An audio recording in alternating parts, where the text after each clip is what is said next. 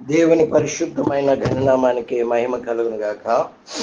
దేవుని బిడ్డలారా, మరొకసారి ప్రభు సాన్నిధ్యంలో చేరి రీతిగా ప్రభు గొప్ప నామాన్ని మనము కీర్తించి గణపరిచే భాగ్యాన్ని మన జీవితంలో ప్రభు ఎంతగానో మనకు కల్పించారు. అందుని బట్టి మనమందరం కూడాను దేవునికి ఎంతో కృతజ్ఞులమై ఉంటూ ఉన్నాం. దేవునికి మహిమ కలుగును గాక. అంచె దినాల్లోకి వచ్చి ఉంటున్నాం.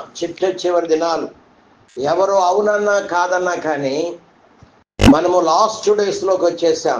ప్రపంచ పరిస్థితులు మనుషులందరినీ కూడా కలవరపరుస్తూ ఉన్నాయి. పరిస్థితులన్నీ కూడా చూచినప్పుడు ప్రభు రాకడ ద్వారం దగ్గరనే ఉంది అని మనము తలంచాలని యేసు ప్రభు వారు సువార్తల్లో మనకు తెలియచేశాడు. కాబట్టి మనము టీవీలో వార్తలు చూస్తూ ఉండాలి. మరి వార్తలు చూస్తూ ఉండగా యెరూషలేము వైపు చూస్తూ ఉండాలి. అలాగే ప్రపంచానికి ప్రస్తుత కాలం పెద్దన్నగా ఉన్నటువంటి అమెరికా వైపు చూస్తూ ఉండాలి. కాబట్టి ఇవన్నీ కూడా మనము చూస్తూ ఉండగా పరిస్థితులు మనకు అర్థమైపోతూ ఉంటాయి. ఒక్కొక్క ప్రవచనం అన్నీ కూడా నెరవేర్పు జరుగుతూ ఉన్నాయి. మన కాలంలోనే ప్రకటన గ్రంథంలో వ్రాయబడి ఉన్నటువంటి ప్రవచనాలు 2000 సంవత్సరాల క్రితం యోహాను ద్వారా వ్రాయబడ్డాయి. దేవుని ఆత్మ ద్వారా ప్రేరేపితుడై ఆ మాటలన్నీ కూడా ఆయన వ్రాయగలిగాడు. ఈ 2000 సంవత్సరాల నుండి పెండింగ్లో ఉన్నటువంటి ఆ ప్రవచనాలు ప్రస్తుత మన కాలంలోనే ఒక్కొక్కటి నెరవేర్పు జరగబోతున్నాయి. యెషయా గ్రంథములో, యెహెజ్కేలు గ్రంథములో, అలాగే జకరియా గ్రంథములో, దేవుని బిడ్డలారా ప్రకటన గ్రంథములో, సువార్తలలో, అలాగే కొన్ని పత్రికలలో వ్రాయబడినటువంటి ప్రవచనాలు ప్రస్తుత కాలం నెరవేర్పు జరగటానికి అతి సిద్ధంగా ఉన్నట్లు మనము చూస్తూ ఉంటూ ఉన్నాం. కాబట్టి మనము 7 ఏండ్ల శ్రమల కాలంలోనికి ప్రవేశించబోతూ ఉన్నాం. కాబట్టి దేవుని పిల్లలారా, ఈ 7 ఏండ్ల శ్రమల కాలానికి వచ్చి గత 23 నెలలుగా మనము ధ్యానిస్తూ ఉన్నాము. పరిశుద్ధాత్మ దేవుడు ఈ దినము కూడా మనకు సహాయం చేయనట్లు కొద్ది నిమిషాలు దయచేసి ప్రార్థనా పూర్వకం ఉండాలని ప్రభు పేరిట మనవి చేస్తూ ఉన్నాం. సాతానుకు, అంత్యక్రీస్తుకు, అబద్ధ ప్రవక్తకు ప్రపంచమంతట్లో 2 జాతులు అంటే అస్సలు గిట్టదు, ఇష్టం ఉండదు అని మనం చెప్పుకున్నాం. ఒకటి యూదులైనటువంటి ప్రజలు, రెండవదిగా క్రైస్తవ సంఘం.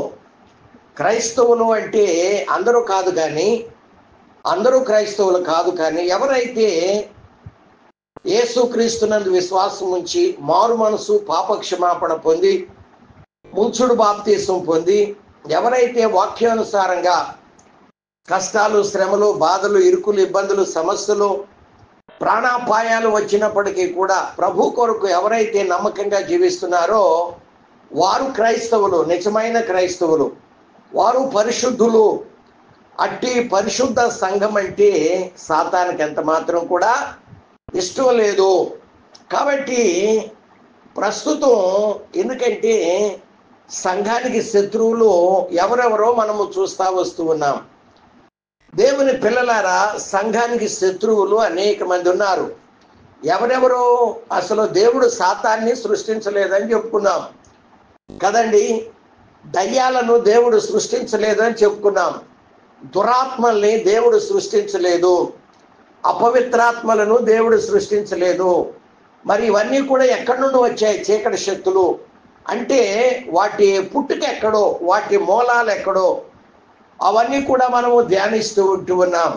సాతాను యొక్క మరి పుట్టుక లేక వాడి మూలం, వాడిని దేవుడు దేవదూతగా సృష్టించాడు. అందమైన వాడుగా, కెరూబుగా, అభిషిక్తునిగా దేవుడు సృష్టించాడు. జ్ఞానము కలిగిన వానిగా దేవుడు సృష్టించాడు.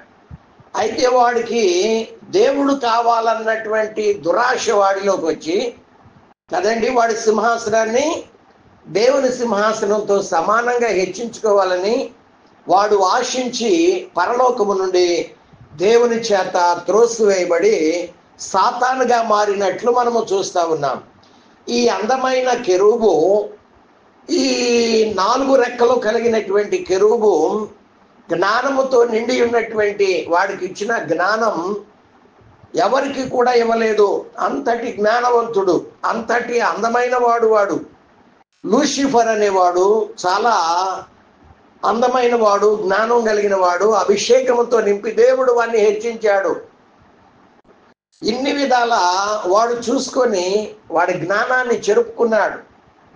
దేవుని మీద తిరుగుబాటు చేసినప్పుడు దేవుడు పరలోకంలో ఉండకుండా వాడిని త్రోసివేసినప్పుడు వాడు వాయుమండలంలో పేటుకు వేసుకొని భూమి మీదకి వస్తూ మరలా వాయుమండలానికి వెళుతూ అక్కడి నుండి పరలోకానికి వెళ్ళి మన సహోదరుల మీద వాడు నేరాలు మోపుతూ మరలా పర్మనెంట్గా వాడు అక్కడే పేటుకు వేసుకొని కూర్చున్నాడు అని మనము చూస్తూ ఉన్నాం. అంతేకాకుండా పరలోకములో ఉన్నటువంటి కోటాను కోట్ల మంది దేవదూతల్లో 1/3 వంతు దేవదూతలు కూడా దేవుని మీద వాడు తిరుగుబాటు చేయించాడు అని మనము చెప్పుకున్నాం కదండి. వాడు ఏం చేశాడు? తిరుగుబాటు చేయించాడు. దేవుడు వాళ్ళను కూడా పరలోకములో స్థానము లేకుండా వాళ్ళని పడవేసినప్పుడు వాడు కూడా వాయుమండలంలో సాతానుతో పాటు కోట్ల సంవత్సరాల నుండి పేటుకు వేసుకొని కూర్చున్నాడు. ఇప్పుడు ఎంతమంది శత్రువులు అయ్యారో? సంఘానికి శత్రువులు, పరిశుద్ధులకి శత్రువులు, క్రైస్తవులకు, నిజమైన క్రైస్తవులకు శత్రువులు 2 అయ్యారు. ఒకటి సాతాను, రెండవదిగా 1/3 వంతు ఏ దేవదూతలైతే పడద్రోయబడ్డారో వాళ్ళందరూ కూడా అక్కడ సంఘానికి శత్రువులుగా మారినట్లు మనము చూస్తూ ఉన్నాం. 1/3 వంతు ఏదైతే దేవదూతలు పరలోకము నుండి పడద్రోయబడ్డారో వాళ్ళల్లో కొంతమందిని దేవుడు కటిక చీకటి గల బిలములో నిత్య పాశములతో సంఖ్యలతో పాతాళము క్రింద ఉన్న పాతాళములో వారిని బంధించినట్లు మనము చూస్తూ ఉన్నాం. దేని కొరకు? వాళ్ళకు ఒక రోజు తీర్పు తీర్చి నిత్యమైన అగ్నిగుండములో పడవేయటానికి కదండి. కాబట్టి వాళ్ళను బంధించి వేశారు. దేవుడు ఏం చేశాడంటే పడిపోయిన దేవదూతల్లో కొంతమందిని పాతాళములో నిత్య పాశములతో సంఖ్యలతో తీర్పు కొరకై బంధించి భద్రం చేసినట్లు మనం చూస్తూ ఉన్నాం. ఎందుకు వాళ్ళని బంధించి భద్రం చేశాడు అంటే వాళ్ళు నోవహు కాలంలో జలప్రళయానికి ముందు నరుల కుమార్తెలు చక్కని వారిని చూచి వాళ్ళతో పోయి వ్యభిచారం చేసినప్పుడు దేవుడు వాళ్ళని పాతాళంలో బంధించి వేశాడు అని మనము చూసాం. దేవునికి స్తోత్రం. ఎక్కడ వ్రాయబడి ఉంది ఆ మాటలంటే పేతురు రాసిన 2వ పత్రిక 2వ అధ్యాయం 4వ వచనములోను, అలాగే యోధా పత్రిక 6వ వచనములో కూడా మాటలు వ్రాయబడి ఉన్నాయి. అలాగే ప్రకటన గ్రంథం 9వ అధ్యాయం 14వ వచనంలో యూఫ్రటీస్ నది దగ్గర కొంతమంది దేవదూతల్ని దేవుడు బంధించి భద్రం చేశారు. అయితే ఇప్పుడు ఓపెన్గా ఎవరెవరు తిరుగుతున్నారు అంటే పేతురు 2వ పత్రిక 2:4లోను, యోధా పత్రిక 6వ వచనంలో వ్రాయబడినటువంటి వాళ్ళు బంధించబడి ఉన్నారు కనుక వాళ్ళు ఓపెన్గా తిరగటం వల్ల ఇప్పుడు కదండి ఓపెన్గా. అలాగే ప్రకటన గ్రంథం 9:14లో యూఫ్రటీస్ నది దగ్గర బంధించబడినటువంటి దేవదూతలు కూడా ఓపెన్గా తిరగటం లేదు. ఎవరెవరు తిరుగుతున్నారు ప్రస్తుతం అంటే చెప్పండి. ఒకటి సాతాను ఓపెన్గా తిరుగుతున్నాడు. రెండవదిగా పడిపోయినటువంటి 1/3 వంతు దేవదూతల్లో కొంతమంది ఓపెన్గా తిరుగుతూ ఉన్నట్లు మనము చూస్తూ ఉన్నాం. దేవుని స్తోత్రాలు.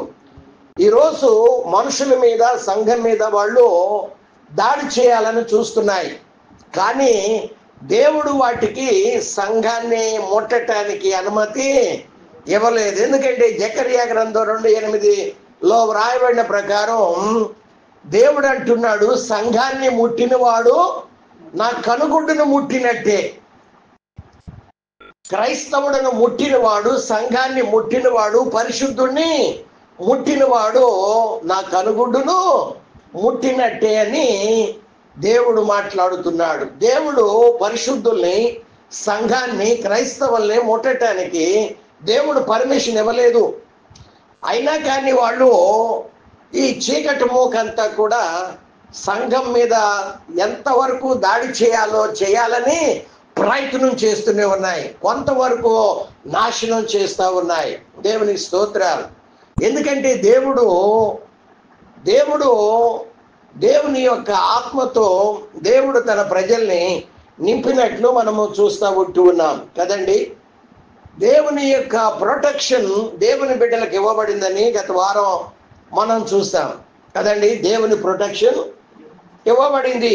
దేవుని ఫుల్ పవర్తో అవి చీకటి శక్తులు ఆపరేట్ చేయటం లేదు. ఎంతో కొంత నష్టమైతే సంఘానికి కలగ చేస్తూనే ఉన్నాయి. దేవుని బిడ్డలు ఉన్న చోట అవి ఫుల్ పవర్తో ఆపరేట్ చేయలేకపోతున్నాయని. ఎందుకంటే దేవుని బిడ్డలు ఉన్న చోట ఏముంటుంది చెప్పండి? దేవుని పవర్ ఉంటుంది, దేవుని ప్రొటెక్షన్ ఉంటుంది కదండి. దేవునికి మహిమ కలుగును గాక. 34వ కీర్తనలో 7వ వచనంలో మనం చదువుకున్నాం గత వారం. యెహోవా యందు భయభక్తులు గల వారి చుట్టూ ఆయన దేవదూతలు కావలి ఉండి వారిని రక్షించును అని మనం చూస్తా ఉన్నాం. ఎలీషా చుట్టూ ఎవరున్నారు? దేవదూతలు ఉన్నారు. శత్రువులు వచ్చి గుర్రాలు, రథాలు, కత్తులు, కటారాలతో లక్షల మంది ఆ దైవజనుడిని కొనిపోవటానికి వచ్చినప్పుడు దేవుడు సమస్తం కూడా ఆయన చూపిస్తూ ఉన్నాడు. ఆయనకు ఒక పనివాడు ఉంటే ఆ పనివాడు, దైవజనుడా ఇదిగో మనము నశించామయ్యా, కోట్ల మంది సైన్యం, సిరియా సైన్యం వచ్చి మనను చుట్టుముట్టింది అంటే భయపడకము. దైవజనుడు ఏమంటున్నాడు పనివాడితో? భయపడకము, మన చుట్టూ ఉన్నవారు వారికంటే అధికులు. ఎవరున్నారు? దైవజనుడి చుట్టూ దేవదూతలు ఉన్నారు. ఎంతమంది ఉన్నారు? లక్షల మంది దేవదూతలు. వారికంటే, సిరియా సైన్యం కంటే మన చుట్టూ దేవుని ప్రొటెక్షన్ ఉంది. వాళ్ళకంటే వీరు అధికులు అని మాట్లాడుతూ ఉన్నాడు. ఒక్క దేవదూత అష్షూరు సైన్యాన్ని ఎంతమందిని హతమార్చింది అంటే 1,85,000 మందిని. యేసు ప్రభుని గెత్సేమనే తోటలో పట్టుకొని పోవటానికి సైన్యం వచ్చినప్పుడు పేతురు కత్తి దూసి వరలో నుండి ఏం చేశాడు?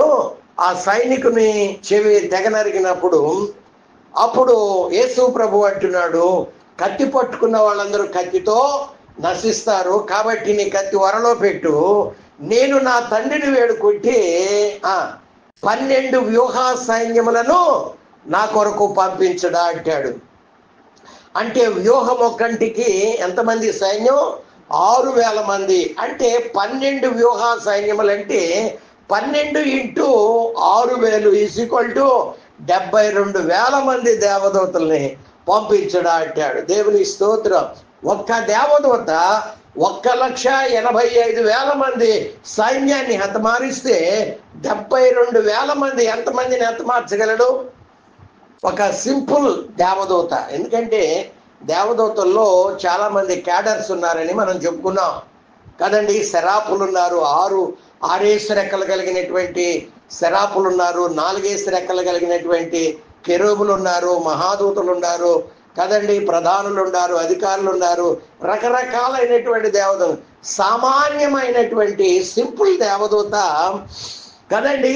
ప్రకటన గ్రంథం 20వ అధ్యాయం 1వ వచనంలో సంకెళ్ళు పట్టుకొని దేవదూత సాతానుని పాతాళము క్రింద ఉన్న అగాధంలో వాడిని 1000 సంవత్సరాలు బంధించినట్లు మనము చూస్తా ఉన్నాం. కాబట్టి దేవుని బిడ్డలమైన మనము భయపడనక్కర్లేదు. సాతాను ఓపెన్గా తిరుగుతున్నప్పటికీ కొన్ని చీకటి శక్తులు, కొన్ని దయ్యాలు, కొన్ని దురాత్మలు, అపవిత్రాత్మలు ఓపెన్గా తిరుగుతున్నప్పటికీ సంఘం మీద దాడి చేయాలని అవి ప్రయత్నం చేస్తున్నాయి. మనుషుల మీద దాడి చేయాలని ప్రయత్నం చేస్తున్నాయి. కానీ అవి వాటికి అనుమతి లేదు అని దేవుని గ్రంథంలో మనము చూస్తూ ఉన్నాం. దేవుని బిడ్డలున్న చోట దేవుని పవర్ ఉంటుంది. దేవదూతలు కావలు ఉంటారు. వాళ్ళు దేవుని నిబంధన మందసాన్ని వారు మోసుకొని పోతూ ఉంటారు. దేవునికి మహిమ కలుగును గాక. కాబట్టి దేవుని పిల్లలారా, దేవుని పిల్లలు, దేవుని బిడ్డలు ఏ వీధిలోకి వెళితే అక్కడ, ఏ ఇంట్లోకి వెళితే అక్కడ వాళ్ళు దేవుని సన్నిధిని మోసుకొని పోతున్నారు. కాబట్టి వాళ్ళు ఒక వీధిలో కూడా పోతున్నారు అనుకోండి, ఒక దేవుని బిడ్డ, ఆ వీధిలో ఉన్నటువంటి అపవిత్రాత్మలు, దయ్యాలు, చీకటి శక్తులు ఈ మూకంతా కూడా పెట్టల్లాగా ఎగిరిపోతాయి. దేవునికి మహిమ కలుగును గాక. కాబట్టి ప్రస్తుతం ఎవరెవరు ఓపెన్ గా తిరుగుతున్నారు చెప్పండి? ఒకటి సాతాను, రెండు వాడితో పాటు పడిద్రోయబడినటువంటి 1/3 కొంతమంది దేవదూతలు భూలోకంలో వాళ్ళు ఓపెన్ గా తిరుగుతున్నట్లు మనము చూస్తున్నాం. ఇవి కాకుండా ఇంకా కొన్ని కూడా అవి కూడా ఓపెన్ గానే తిరుగుతున్నాయి. ఏంటి అవి అని మనము చూడగలిగినట్లయితే, ఆదాములో పాపం ప్రవేశించి కదండి, నప్పటి నుండి ఆదాములో పాపం ప్రవేశించి ఇప్పటికి ఎన్ని వేల సంవత్సరాలు? 6000 సంవత్సరాలు. ఆదాము పుట్టిన కాడి నుండి క్యాలెండర్ స్టార్ట్ అవ్వాల.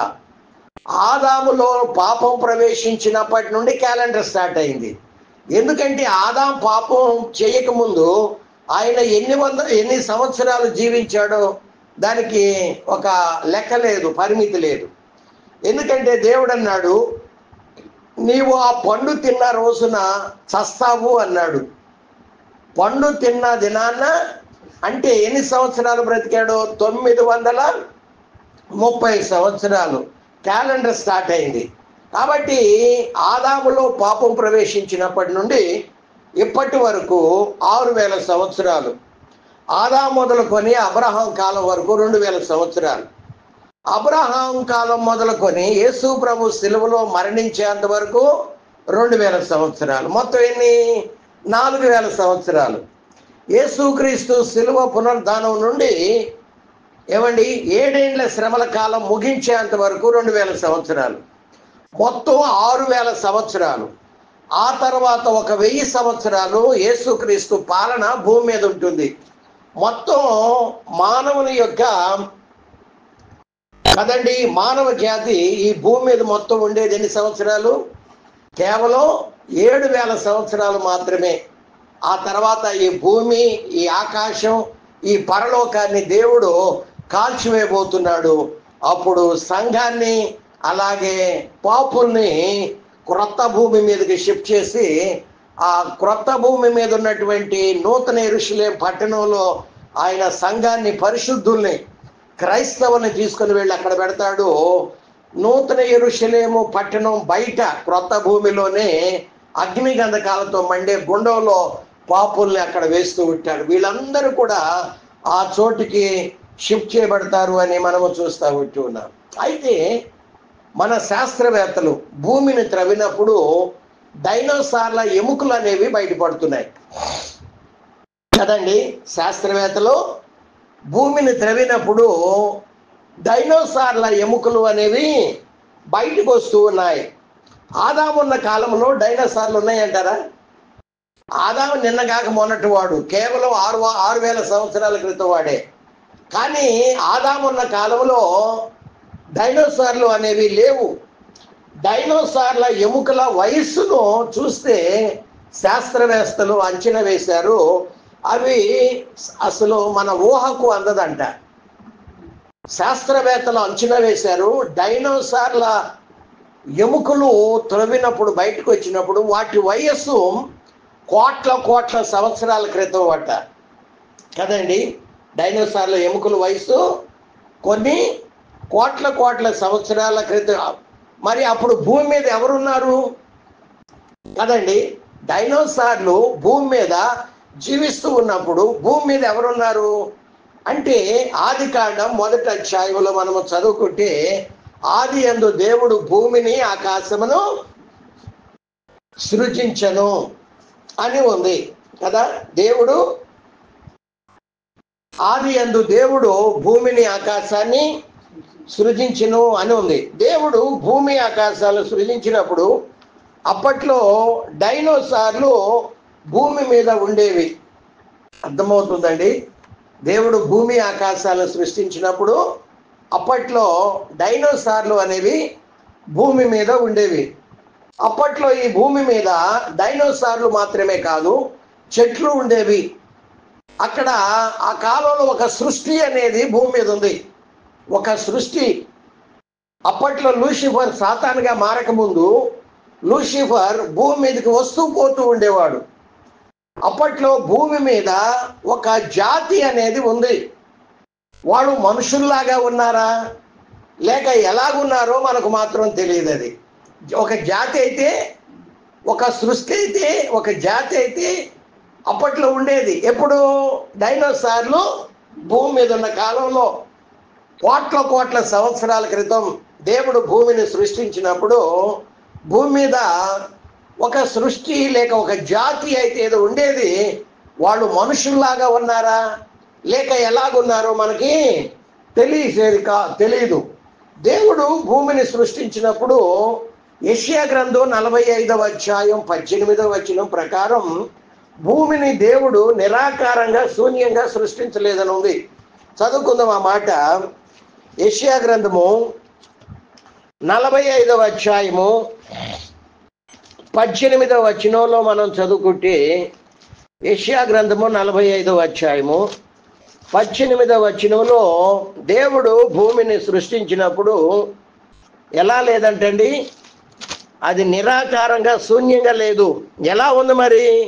18వ వచనంలో ఆకాశములకు సృష్టికర్త యగు యెహోవాయే దేవుడు, ఆయన భూమిని కలుగ చేసి దాన్ని సిద్ధపరిచి స్థిరపరిచెను. భూమిని దేవుడు సృష్టించినప్పుడు అది నిరాకారముగా ఉండునట్లు ఆయన దాన్ని సృష్టింపలేదు. మనుషులు సృష్టి నివాస స్థలముగా ఉండునట్లుగా దానిని సృష్టించెను అని వ్రాయబడి ఉన్నట్లు మనము చూస్తూ ఉన్నాం కదండి. దేవుడు భూమిని సృష్టించినప్పుడు నిరాకారంగా శూన్యంగా ఉండునట్లు సృష్టించలేదు. మరి ఎలా సృష్టించాడు అంటే నివాసయోగ్యముగా ఒక సృష్టి అప్పట్లో భూమి మీద ఉంది అని బైబిల్ గ్రంథంలో మనము చూస్తూ ఉన్నాం. దేవునికి మహిమ కలుగును గాక. అప్పట్లో ఆ సృష్టిని లూసిఫర్ అనేవాడు సాతానుగా మారిన తర్వాత, వాడు మారక ముందు భూలోకానికి రాకపోకలు ఉన్నాయి, వాడు వస్తూ పోతూ ఉండేవాడు. అయితే వాడు దేవుని మీద తిరుగుబాటు చేసి దేవుని మీద తిరుగుబాటు చేయటం ద్వారా సాతానుగా మారిపోయాడు. వాడు దేవుని మీద తిరుగుబాటు చేయటం మాత్రమే కాకుండా దేవదూతల్లో 1/3 వంతు దేవదూతల్లో కూడా దేవుని మీద తిరుగుబాటు చేయించాడు. అంత మాత్రమే కాకుండా అప్పట్లో ఒక సృష్టి ఉంది, ఆ సృష్టిని కూడా సాతాను దేవుని మీద తిరుగుబాటు చేయించాడు కదండి.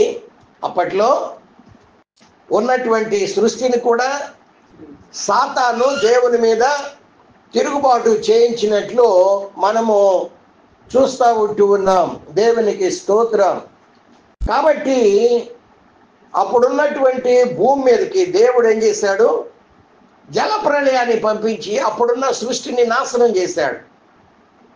అర్థమవుతుందా? ఒక సృష్టి అనేది ఉంది. ఆ సృష్టి ఉన్నప్పుడు భూమి మీద ఎవరు ఉండేవాళ్ళు? డైనోసార్లు కూడా ఉండేవి. అప్పటి కాలంలోనేవి ఆ డైనోసార్లు. అప్పటి కాలంలో భూమి మీద చెట్లు ఉండేవి. అప్పట్లో ఉన్న ఆ జాతి, ఆ సృష్టి పట్టణాలు కట్టుకొని నివాసం ఉండారు. వాళ్ళు రాజ్యాలు ఏర్పరచుకున్నారు కదండి. వాళ్ళు రాజ్యాలు, పట్టణాలు కట్టుకున్నారు, రాజ్యాలు ఏర్పరచుకున్నారు. వాళ్ళు అట్లా జీవిస్తూ ఉండగా సాతాను వాళ్ళని దేవుని మీద తిరుగుబాటు చేయించాడని బైబిల్ గ్రంథంలో మనం చూస్తూ ఉన్నాం. యెషయా గ్రంథం 14వ అధ్యాయం అనుకుంటాను. యెషయా గ్రంథము 14వ అధ్యాయము 15 నుండి మనము చదువుకుంటే 15వ వచనము నుండి సాతానును గూర్చి ఇక్కడ వ్రాయబడి ఉంది. నీవు పాతాళమునకు నరకములో ఒక మూలకు త్రోయబడితివి. నిన్ను చూచేవారందరూ నిన్ను నిదానించి చూచుచూ ఇట్లు తలపోయిదురు. భూమిని కంపింప చేసి రాజ్యములను వణికించినవాడు. దేన్ని వణికించినవాడు? రాజ్యములను వణికించినవాడు ఇతడైనా. లోకమును అడవిగా చేసి దాని పట్టణాలను పాడు చేసిన వాడు. అప్పట్లో ఏముండేవి? రాజ్యాలు ఉండేవి. అప్పట్లో ఉన్న జాతి, ఆ సృష్టి కదండి, కోట్ల సంవత్సరాల క్రితం ఒక సృష్టి భూమి మీద ఉండేది. వాళ్ళు పట్టణాలు కట్టుకున్నారు, వాళ్ళు రాజ్యాలు ఏర్పరచుకున్నారు. అయితే సాతాను ఈ సృష్టిని, ఈ జాతిని దేవుని మీద తిరుగుబాటు చేయించినప్పుడు దేవుడు భూమి మీదకి ఏం పంపించాడు? జల ప్రళయాన్ని పంపించాడు. ఏది? ఆదికాండం 6వ అధ్యాయంలో వ్రాయబడినటువంటి జల ప్రళయం కాదు, అది నిన్న మొన్నటిది, అది నోవహు కాలంలో. కానీ కోట్ల సంవత్సరాల క్రితం ఉన్నటువంటి ఆ జాతి దేవుని మీద సాతాను తిరుగుబాటు చేయించినప్పుడు దేవుడు జల ప్రళయాన్ని పంపించి అప్పట్లో ఉన్న జాతిని నాశనం చేశాడు. ఆ జల ప్రళయంలో చెట్లు మునిగిపోయాయి, ఆ జాతి నశించింది, పట్టణాలు మునిగిపోయాయి కదండి. ఆ చెట్లు కుళ్ళిపోయి ఈనాడు బొగ్గు గనులుగా తయారైపోయాయి కదండి. ఈనాడు భూమి క్రింద తవ్వి తీస్తున్నారు. మన ప్రపంచపు ప్రజలు ఆ బొగ్గు గనులు ఎక్కడి నుండి వచ్చాయంటే అప్పట్లో ఉన్న జాతిని దేవుడు జల ప్రళయం ద్వారా సర్వనాశనం చేసినప్పుడు మొత్తం కూడా భూమి జల ప్రళయంతో నిండిపోయింది. భూమి నిరాకారంగా శూన్యంగా మారిపోయింది. ఆదికాండం 1వ అధ్యాయం 2వ వాక్యంలో మనము చూసి మొదటి వచనములు ఏమని ఉంది? దేవుడు ఆకాశములను భూమిని సృష్టించారు. 2వ వచనంలోకి వచ్చేసరికి భూమి ఎలా మారిపోయిందంట? నిరాకారంగాను శూన్యంగా, ఆకారం లేకుండా పోయింది. యెషయా గ్రంథం 45:18లో మనం చదువుకున్నప్పుడు దేవుడు నిరాకారంగా శూన్యంగా సృష్టించలేదు అని ఉంది. మరి నిరాకారంగా ఆదికాండం 1వ అధ్యాయం 2వ వచనంలో అది నిరాకారంగా శూన్యంగా ఎలా మారిపోయింది అంటే అప్పుడున్నటువంటి సృష్టి జాతి సాతాను వాళ్ళని దేవుని మీద తిరుగుబాటు చేయించినప్పుడు దేవుడు భయంకరమైనటువంటి జల ప్రళయం పంపించినప్పుడు ఆ భూమి, ఆ సృష్టి నశించింది. అప్పట్లో చెట్లు మునిగిపోయాయి, పట్టణాలన్నీ కూడా మునిగిపోయి నశించిపోయాయి. అప్పట్లో ఉన్న చెట్లు కుళ్ళిపోయి కోట్ల సంవత్సరాల నుండి అది బొగ్గు గనులుగా మారిపోయాయి. ఆ బొగ్గు గనులు ఈనాడు మన ప్రజలకు, భూమి మీద ఉన్నటువంటి ప్రజలకు ఎంతో ఉపయోగకరంగా ఉంటూ ఉంది. తవ్వే కొద్దీ ఆ బొగ్గు గనులు వేల సంవత్సరాల నుండి తవ్వే కొద్దీ ఆ బొగ్గు గనులు వస్తూనే ఉన్నాయి. జల ప్రళయం వచ్చేసి అప్పటి జాతిని దేవుడు నాశనం చేసినట్లు ఎక్కడుందా మాట అని మనము చూస్తే పేతురు రాసిన 2వ పత్రిక 3వ అధ్యాయం. త్వరగా రండి, సమయం అయిపోవస్తుంది. పేతురు రాసిన 2వ పత్రిక 3వ అధ్యాయము 6వ వచనంలో మనము చదువుకుంటే 5-6 వచనాలు. ఏలయనగా పూర్వము నుండి ఆకాశముండిననియు నీళ్లలో నుండి నీళ్ల వలన సమకూర్చబడిన భూమియు దేవుని వాక్యము వలన కలిగిననియు వారు బుద్ధిపూర్వకముగా మరుతురు.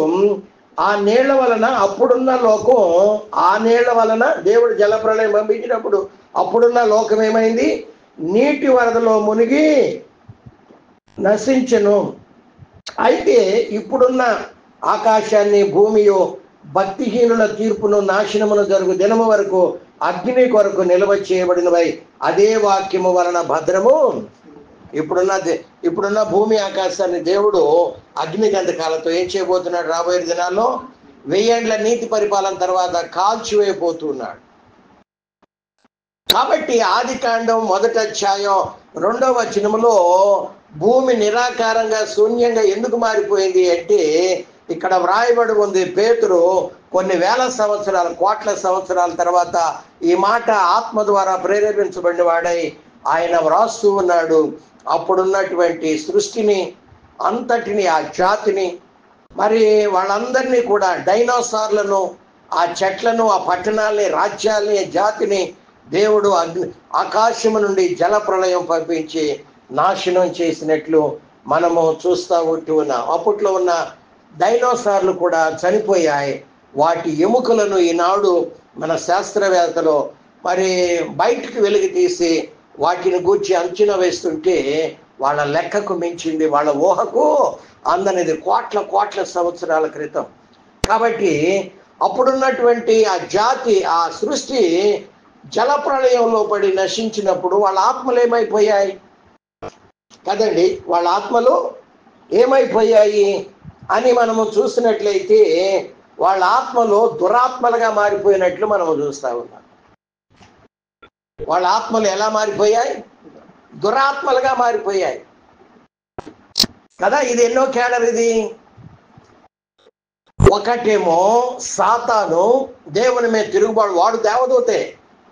రెండవదిగా 1/3 దేవదూతల్ని దేవుని మీద తిరుగుబాటు చేయించాడు. వాళ్ళను దేవుడు పడత్రోశాడు.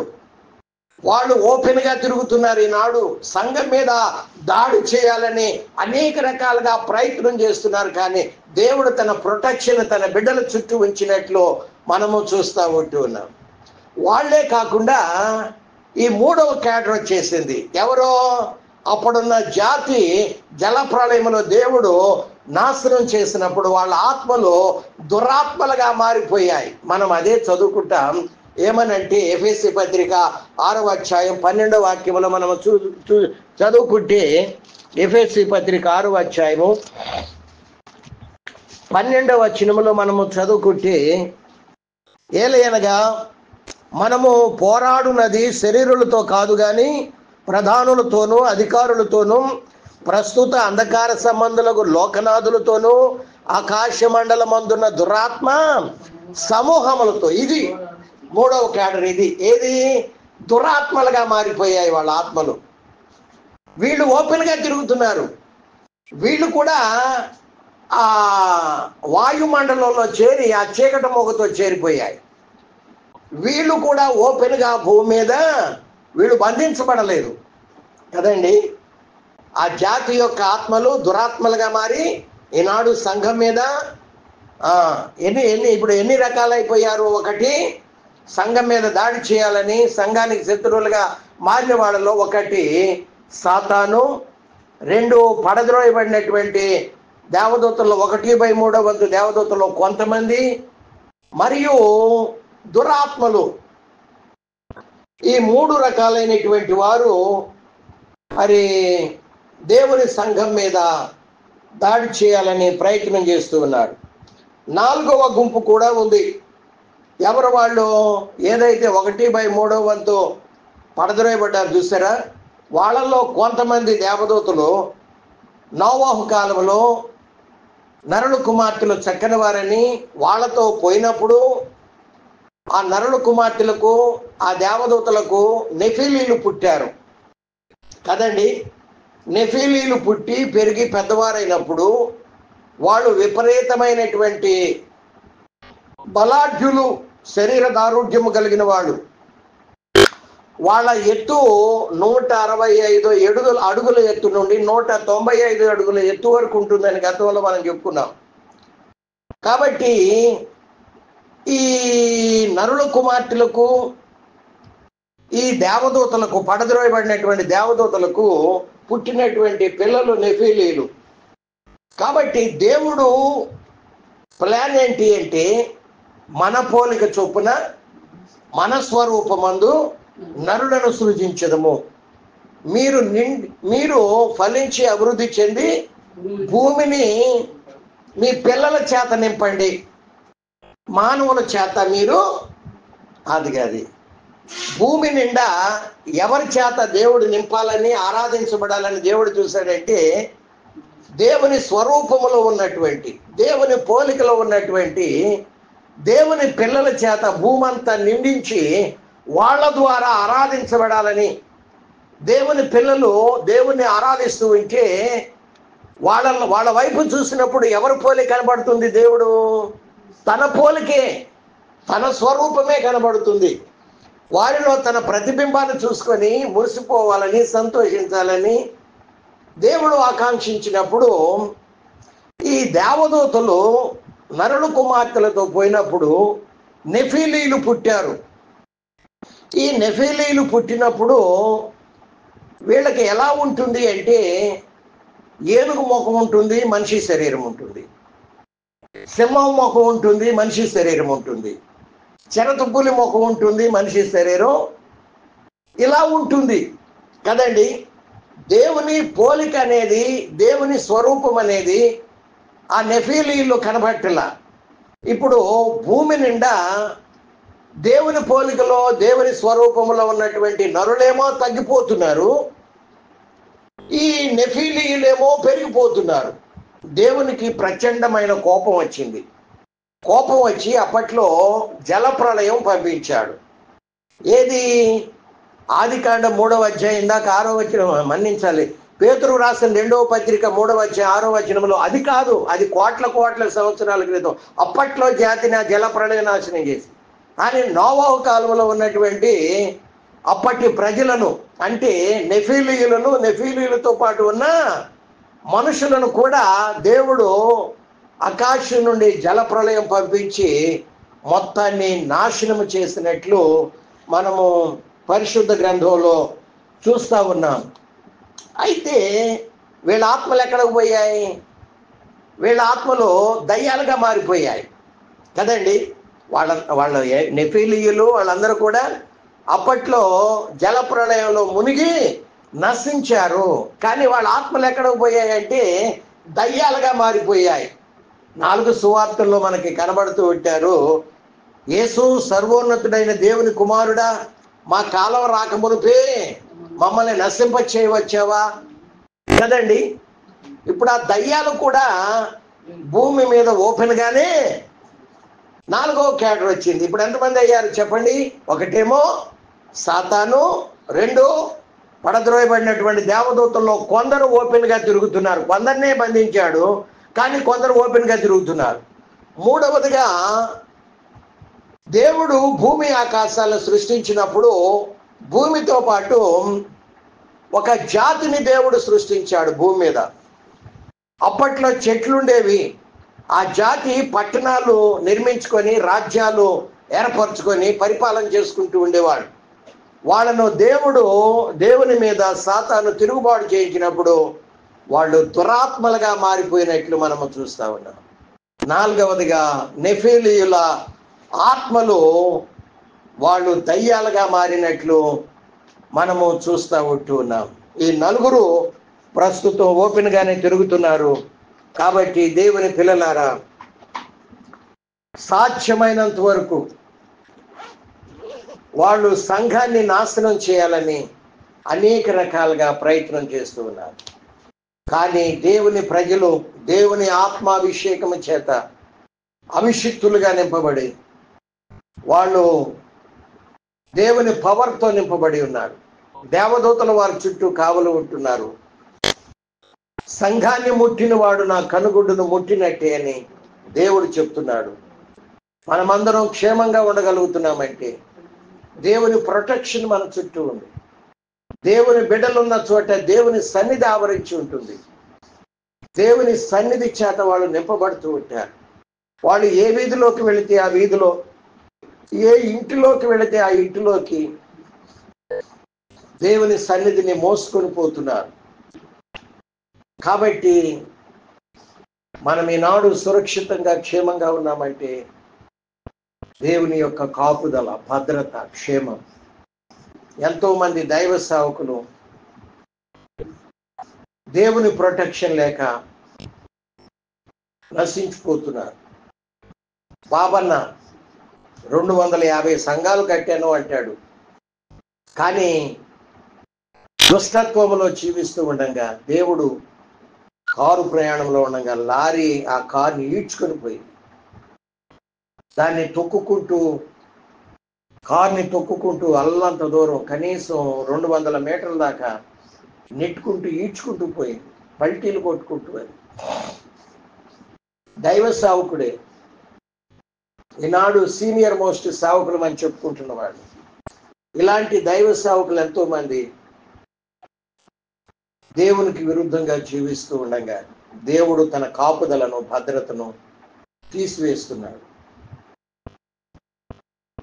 పౌలు అంటాడు, హుమనయ్యును అలెగ్జాంద్రును నేను సాతానుకు అప్పగించాను అంటాడు. బలమైన విశ్వాసులు, సీనియర్ మోస్ట్ విశ్వాసులు. అంతటి బలమైన విశ్వాసులు ఆ సంఘంలో ఎవరు కూడా లేరు. రాను రాను ఆత్మీయతను కోల్పోయి దేవునికి విరుద్ధమైన కార్యాలు చేస్తూ ఉండగా పౌలు అంటున్నాడు, నేను వాళ్ళని సాతానుకు అప్పగించను. సౌలు విషయంలో మనము చూస్తే పాత నిబంధన రాజైన సౌలు యెహోవా ఆత్మ అతన్ని విడిచి యెహోవా యొద్ద నుండి దురాత్మ ఒకటి వచ్చి అతన్ని వెరిపించును అని మనము చూస్తా ఉన్నాం. దేవుని ప్రొటెక్షన్ తొలగించబడింది. దేవుడే అతన్ని విడిచి వెళ్ళిపోయాడు. దేవుని ఆత్మ విడిచి వెళ్ళిపోయాడు. యెహోవా యొద్ద నుండి దురాత్మ ఒకటి వచ్చి అతన్ని వెరిపించి దేవుడు సాతానుకు అప్పగించేశాడు.